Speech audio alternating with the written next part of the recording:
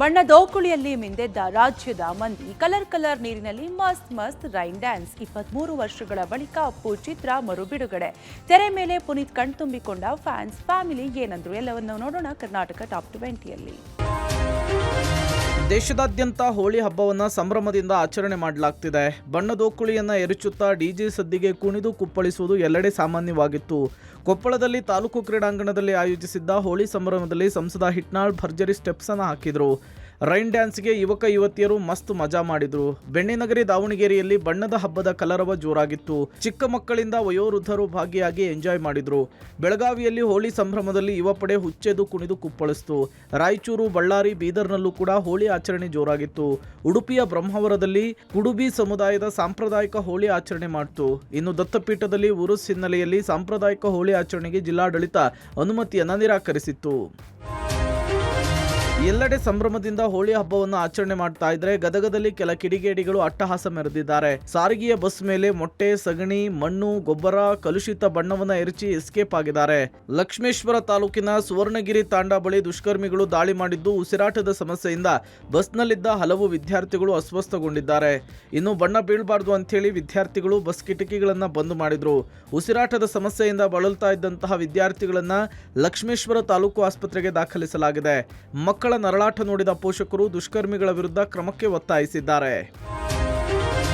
Puneeth Rajkumar hero ಆಗಿ ನಟಿಸಿದ ಮೊದಲ ಚಿತ್ರ ಅಪ್ಪು 23 ವರ್ಷಗಳ ಬಳಿಕ ಮರು ಬಿಡುಗಡೆಗೊಂಡಿದೆ. ಅಪ್ಪು ಇಲ್ಲದ ಅಪ್ಪು ಚಿತ್ರ ವೀಕ್ಷಣೆಗೆ ಅಪ್ಪು ಕುಟುಂಬಸ್ಥರು ಆಗಮಿಸಿದರು. ರಾಘಣ್ಣ, ಪತ್ನಿ ಮಂಗಳ, ಅಪ್ಪು ಹೀರೋಯಿನ್ ರಕ್ಷಿತಾ, ನಿರ್ದೇಶಕ ಸಂತೋಷ್ ಆನಂದರಾಮ್, ಆಂಕರ್ ಅನುಶ್ರೀ, ಕನ್ನಡದ ಬಿಗ್ ಬಾಸ್ ಸ್ಪರ್ಧಿಗಳಾದ ನಮ್ರತಾ, ರಕ್ಷಕ್ ಸೇರಿ ಹಲವಾರು ಥಿಯೇಟರ್ನಲ್ಲಿ ಅಪ್ಪು ಚಿತ್ರವನ್ನು ನೋಡಿ ಸಂತಸಗೊಂಡ್ರು. ಪರಮಾತ್ಮನಿಲ್ಲದೆ ಚಿತ್ರವನ್ನು ನೋಡ್ತಾ ಇರೋದು ಬೇಸರದ ಸಂಗತಿ. ಆದರೂ ಕೂಡ ಅಪ್ಪು ಎಲ್ಲೂ ಕೂಡ ಹೋಗಿಲ್ಲ. ಅಭಿಮಾನಿಗಳ ರೂಪದಲ್ಲಿ ನಮ್ಮ ನಡುವೆಯೇ ಇದ್ದಾರೆ ಅಂತೇಳಿ ಭಾವುಕರಾದ್ರು. ಒಂದ್ ಕಡೆ ನೋವಾಗುತ್ತೆ, ಒಂದ್ ಕಡೆ ಸಂತೋಷ ಆಗುತ್ತೆ. ಈ ಪಿಕ್ಚರ್ ರಿಲೀಸ್ ಆಗೋ ದಿವಸ ಇತ್ತಲ್ಲ, ಆ ದಿವ್ಸಕ್ಕೆ ಹಿಂದೆ ಹೋಗ್ಬಾರ್ದು ನಾವು. ಅಪ್ಪಾಜಿ ಇರ್ತಿದ್ರು, ಅಮ್ಮ ಇರ್ತಿದ್ರು, ಅಪ್ಪು ಇರ್ತಿದ್ರು. ಆ ದಿನಕ್ಕೆ ಹಿಂದಕ್ಕೆ ಹೋಗ್ಬೇಕು ಅನಿಸ್ತಾ ಇದೆ. ಆ ಸಿನಿಮಾದ ಒಂದು ಡೈಲಾಗ್ ಮಾಡ್ತಿಲ್ಲ, ಒಂದು ಲಿರಿಕ್ಸ್ ಮಾಡ್ತಿಲ್ಲ. ಒಂಥರ ಅಪ್ಪುನ ಸಂಭ್ರಮಿಸ್ತೀವಿ ಇವತ್ತು. 23 ವರ್ಷ ಆಗಿದೆ ಅಪ್ಪು ಮೊದಲನೇ ಬಾರಿ ರಿಲೀಸ್ ಆಗಿ ಅಂತ ಅನ್ಸೋದೇ ಇಲ್ಲ. Appu was a youth love story. ಇವತ್ತು ಅಷ್ಟೇ ಫ್ರೆಶ್ ಆಗಿದೆ ಈ ಸಿನಿಮಾ ಅಂತ ಅನ್ಸುತ್ತೆ. ಬಟ್ 23 ವರ್ಷ ಆದಮೇಲೆ ಅಪ್ಪು ನನ್ನ ಪಕ್ಕದಲ್ಲಿ ನಿಂತ್ಕೊಂಡು ಇಂಟರ್ವ್ಯೂ ಕೊಡ್ತಾ ಇಲ್ಲ ನಾನು ಡೆಫಿನೆಟ್ಲಿ. ಬಟ್ ಅಭಿಮಾನಿಗಳು ಇವತ್ತು ಬಂದು ಇಷ್ಟು ಉತ್ಸಾಹದಿಂದ ಸಿನಿಮಾ ನೋಡಿದ್ರು. ಆ ಫೈರ್ ಗನ್ಗಳೆಲ್ಲ ಹೊಡೆದ್ರು. It was really beautiful. Appu movie release ಆಗಿದೆ. ಬಹುಶಃ ಸಾಮಾನ್ಯರಿಗೆ ಇದು ಒಂದು ಸಿನಿಮಾ ರಿಲೀಸ್ ಆಗಿರುತ್ತೆ. ಬಟ್ ನಮ್ಮಂಥ ಎಲ್ಲ ಅಪ್ಪು ಸರ್ ಫ್ಯಾನ್ಸ್ಗೆ ಇದು ಒಂದು ರೀತಿಯ ಹಬ್ಬ. ಅಪ್ಪು ಸರ್ ಅವರ ಯಾವುದು ಸಿನಿಮಾ ಬಂದರೂ ಕೂಡ ಅವ್ರ ಲಾಂಚ್ ಟೈಮಲ್ಲಿ ನಾವು ಹೆಂಗೆ ಸೆಲೆಬ್ರೇಟ್ ಮಾಡ್ತಿದ್ದೀವಿ ಅದೇ ರೀತಿ ಸೆಲೆಬ್ರೇಟ್ ಮಾಡ್ತೀವಿ.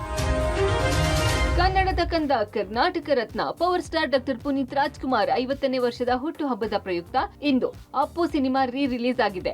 23 ವರ್ಷದ ಬಳಿಕ ಅಪ್ಪು ಚಿತ್ರ ಮರು ಬಿಡುಗಡೆ ಆಗಿದೆ. ಅಶ್ವಿನಿ ಪುನೀತ್ ರಾಜ್ಕುಮಾರ್ ಬರ್ತ್ಡೇ ದಿನವೇ ಅಪ್ಪು ರಿಲೀಸ್ ಮಾಡಲಾಗಿದೆ. ಬೆಂಗಳೂರಿನ ಹಲವೆಡೆ ಫ್ಯಾನ್ಸ್ ಶೋಗೆ ಭರ್ಜರಿ ರೆಸ್ಪಾನ್ಸ್ ಸಿಕ್ಕಿದೆ. ಬೆಳಿಗ್ಗೆ 6:30ರಿಂದ ಶೋ ಆರಂಭ ಮಾಡಲಾಯಿತು. ಪವರ್ ಸ್ಟಾರ್ ಪೋಸ್ಟರ್ಗೆ ಹಾಲಿನ ಅಭಿಷೇಕ ಮಾಡಲಾಯಿತು. ಸಿಲ್ವರ್ ಸ್ಕ್ರೀನ್ ಮೇಲೆ ಅಪ್ಪುವನ್ನು ಕಂಡ ಅಭಿಮಾನಿ ದೇವರುಗಳು ಕುಣಿದು ಕುಪ್ಪಳಿಸಿದ್ರು. ಸ್ಯಾಂಡಲ್ವುಡ್ ಪರಮಾತ್ಮನನ್ನು ಕಣ್ತುಂಬಿಕೊಂಡರು.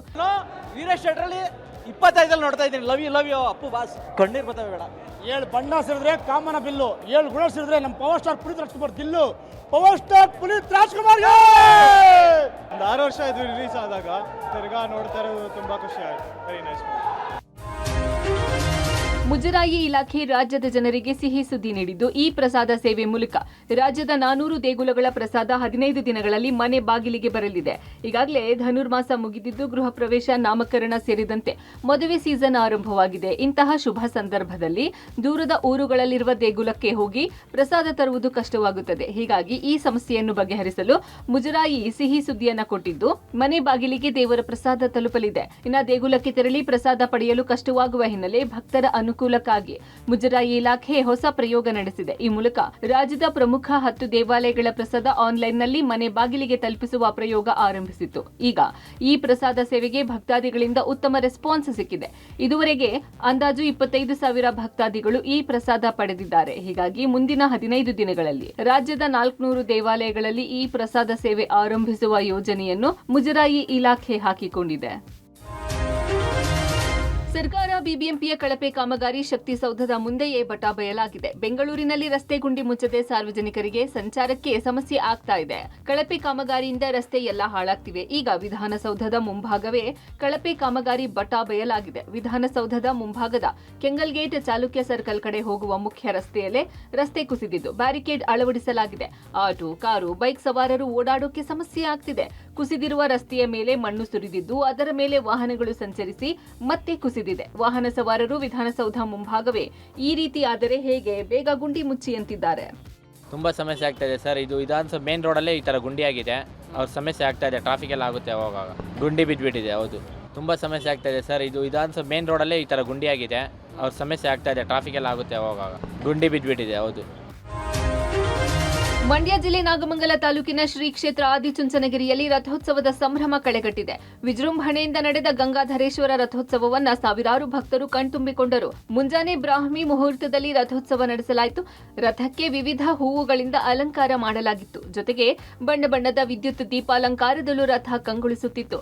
ಅದ್ಧೂರಿ ರಥೋತ್ಸವದ ಜೊತೆಗೆ ನಿರ್ಮಲಾನಂದನಾಥ ಶ್ರೀಗಳ ಅಡ್ಡಪಲ್ಲಕ್ಕಿ ಉತ್ಸವವನ್ನು ನೆರವೇರಿಸಲಾಯಿತು. ಅಡ್ಡಪಲ್ಲಕ್ಕಿ ಮಾಲಾಧಾರಿಯಾಗಿ ಕೂತು ಭಕ್ತರಿಗೆ ದರ್ಶನವಿತ್ತರು. ಅಡ್ಡಪಲ್ಲಕ್ಕಿ ಹಿಂದೆ ಸಾಗಿದ ರಥಕ್ಕೆ ಭಕ್ತಾದಿಗಳು ಬಾಳೆಹಣ್ಣು ಧವನ ಎಸೆದು ಇಷ್ಟಾರ್ಥ ಸಿದ್ಧಿಗೆ ಪ್ರಾರ್ಥಿಸಿ ದೇವರ ಕೃಪೆಗೆ ಪಾತ್ರರಾದರು.